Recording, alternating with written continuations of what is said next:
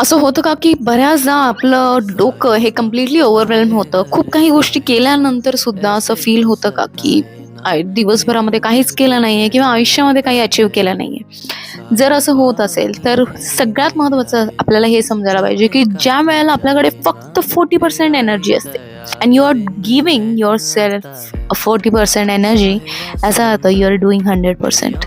So बऱ्याचदा आपल्या डोक्यामध्ये खूप साऱ्या हजार गोष्टी चालू असतात, की मुलांचं हे करायचंय, जेवण बनवायचं, ईमेलला रिस्पॉन्स द्यायचा, अशा बऱ्याच हजार गोष्टी तुम्ही विचार करत असाल.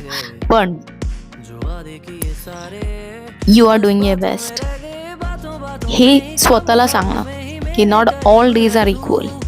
Where all days you cannot be productive, not all days you will not be emotionally strong. आणि ज्या वेळेला आपण आपल्या लोवेस्ट आणि हायेस्ट या दोघांना इक्वली ट्रीट करतो, where we don't judge when we are drained and when we don't judge when we are too high, अशा वेळेला ॲक्च्युली आपली ग्रोथ होते.